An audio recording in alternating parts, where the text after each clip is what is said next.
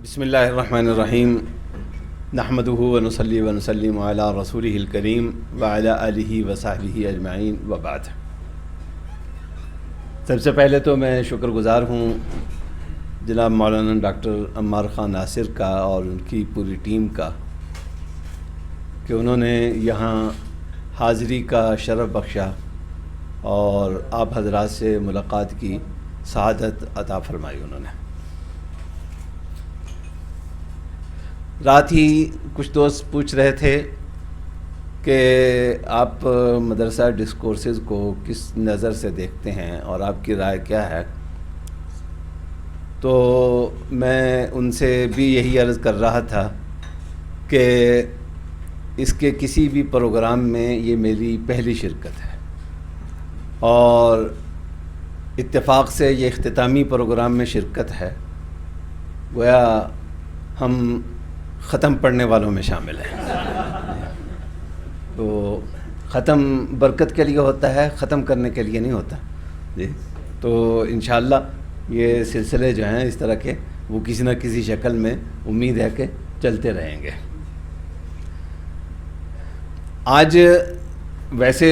پہلے بھی کچھ اندازہ تو ہے غائبانہ طور پر کہ کس انداز کا کام یہاں ہو رہا ہے، اور خاص طور پر شروع میں مولانا عمار صاحب کی جو پرمغز گفتگو تھی اس میں انہوں نے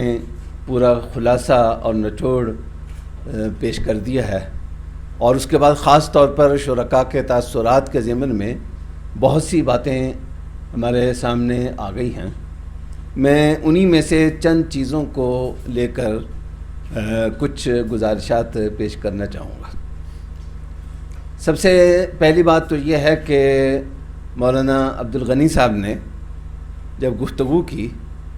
تو مجھے ان کی گفتگو کا یہ پہلو بہت خوشائن لگا کہ انہوں نے شروع ہی میں کہہ دیا کہ میری گفتگو دو حصوں میں تقسیم ہوگی،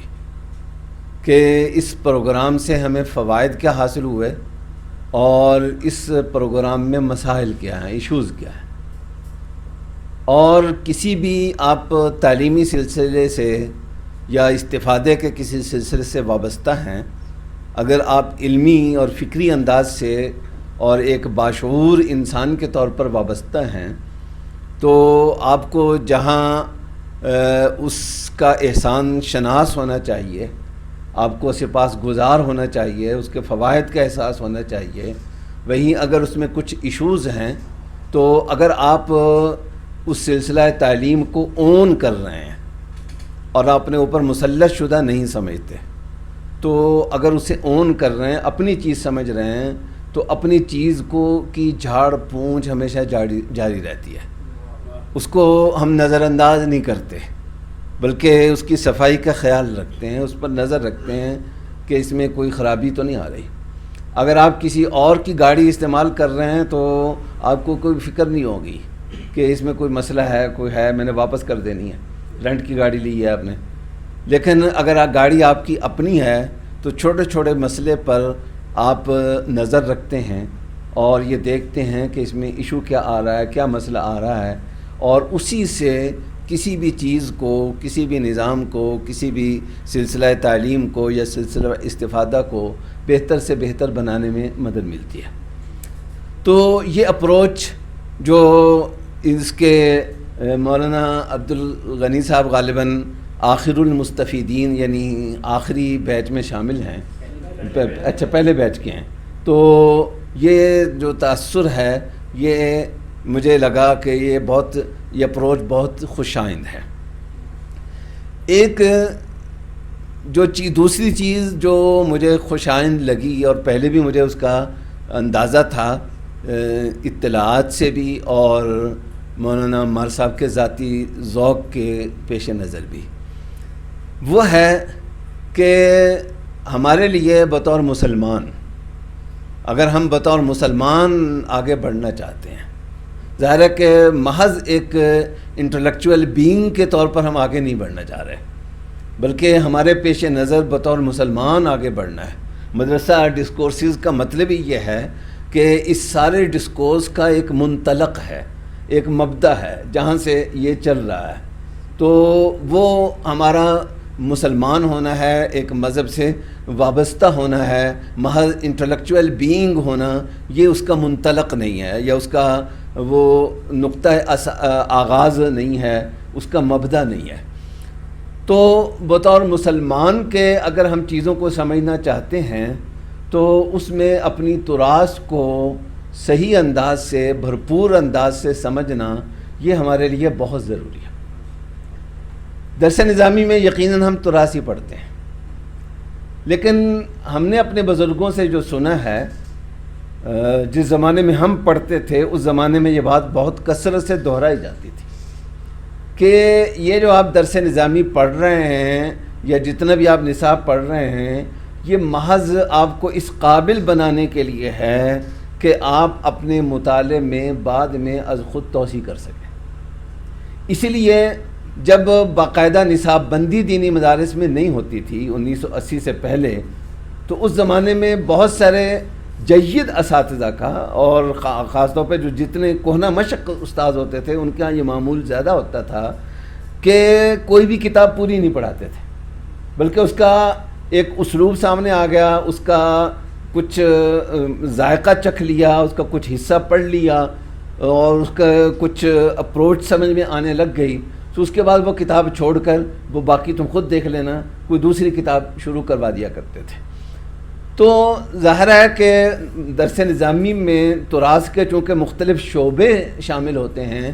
اور سب پہ حاوی ہوتا ہے، اس لیے اس میں تھوڑا تھوڑا ٹچ ہوتا ہے ہر چیز کا۔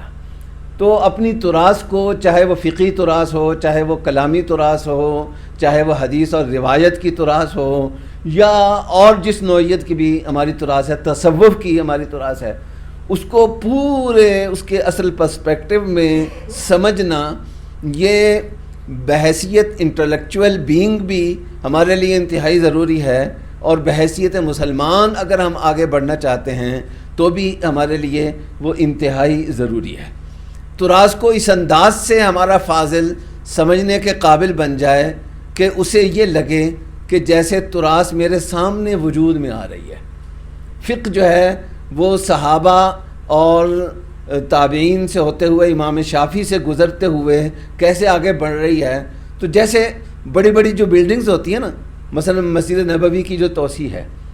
تو توسیع تو شافعی کے زمانے میں ہوئی، لیکن آج بھی اس کی موویز ملتی ہیں کہ وہ کیسے بنی ہے۔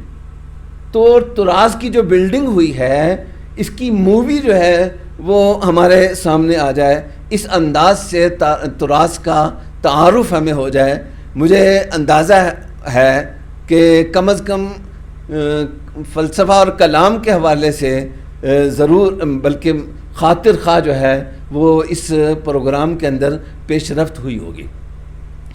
اگر ہم تراث کو نہیں سمجھتے، جو تراث سے ایک غالباً زید حسن صاحب کہہ رہے تھے کہ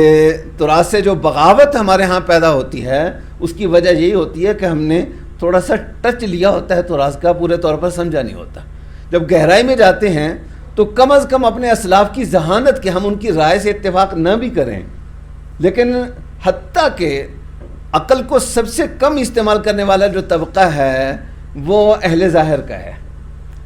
اور اہل ظاہر کے قریب قریب پھر حنابلہ آ جاتے ہیں۔ لیکن آپ ابن حزم کو، ابن قیم کو، ابن تیمیہ کو دیکھیں گے تو آپ کو لگے گا کہ یہ بھی اپنے وقت کے بہت بڑے بڑے دماغ تھے، جن کو ہم درس نظامی پڑھتے ہوئے یہ سمجھتے ہیں کہ یہ بہت ہی سیدھے سادے قسم کے لوگ تھے۔ ان کا یہ حال ہے تو جو واقعتاً ازکیاء امت شمار کیا گئے ہیں وہ کس مقام کے ہوں گے؟ کم از کم یہ اعتماد تو تراث فہمی سے یہ ہمارے اندر پیدا ہوگا کہ جہاں سے ہم گزر کر یہاں پہنچے ہیں کوئی غبی دماغوں کے راستے سے ہم یہاں نہیں پہنچے، بلکہ بہت اونچے اونچے اور بہت ذہین دماغوں کے راستے سے یہاں تک پہنچے ہیں۔ میں ایک چھوٹی سی تجویز رکھوں گا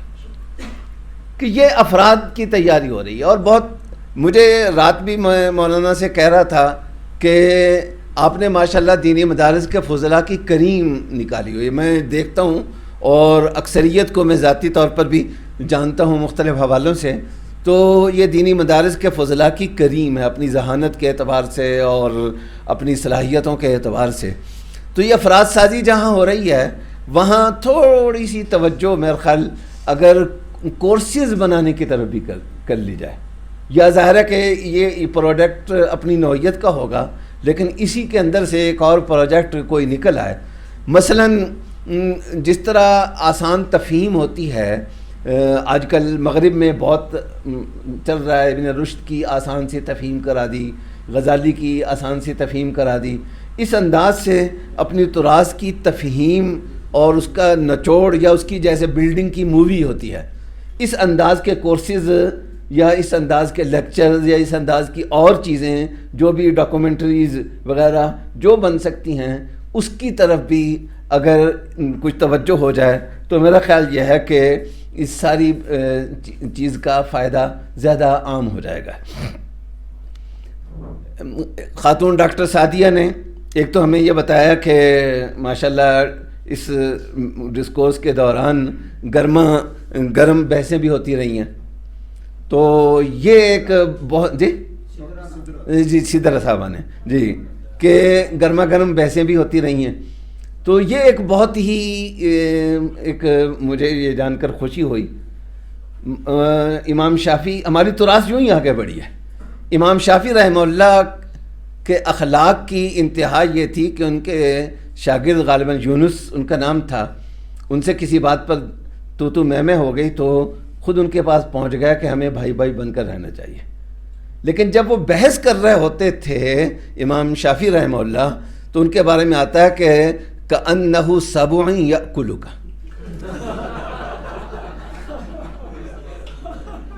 جب گرما گرم بحث ہوتی تھی ایسے لگتا تھا کہ جیسے شیر ہے اور جھپٹ پڑے گا اور ابھی مجھے کھا جائے گا، جھپٹتے ہوئے شیر کی طرح وہ بحث کر رہے ہوتے تھے۔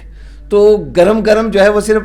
سموسے اور پکوڑے ہی نہیں مطلوب ہوتے، بلکہ بحثیں بھی گرما گرم ہونی چاہیے۔ اور ان کی گفتگو سے مجھے جو دوسری چیز لگی وہ انہوں نے جینڈر کے حوالے سے جس طرح سے بار بات کی، جینڈر اسٹڈیز کے حوالے سے، تو اس سے یہ ہر نظام تعلیم میں یہ ہونا چاہیے کہ انسان کے جو ذاتی رجحانات ہیں، اگر کوئی انداز تعلیم یا کوئی سلسلہ تعلیم وہ ذاتی رجحانات کو کچل کر رکھ دے، ہر ایک کا جو اپنا ذاتی شیڈ ہوتا ہے، اپنا ذاتی رنگ ہوتا ہے، وہ برقرار رہنا وہ ضروری ہوتا ہے۔ اور آخر میں سائنس کے حوالے سے مجھے براہ راست پہلی دفعہ سننے کا اتفاق ہوا، بالواسطہ ان سے استفادے کا کبھی نہ کبھی موقع مل جاتا ہے غائبانہ طور پر، ڈاکٹر ادریس آزاد صاحب، تو انہوں نے سائنس کے حوالے سے جو گفتگو کی کہ اس کا کنٹینٹ تھوڑا سا بڑھانے کی ضرورت ہے، وہ بات مجھے ان کی بہت زیادہ وہ اپیلنگ لگی۔ یہ چند مختصر سے میرے تاثرات تھے۔ اللہ تعالی ہمیں آگے مزید بڑھنے کی توفیق عطا فرمائیں۔ وآخر دعوانا الحمدللہ رب العالمین۔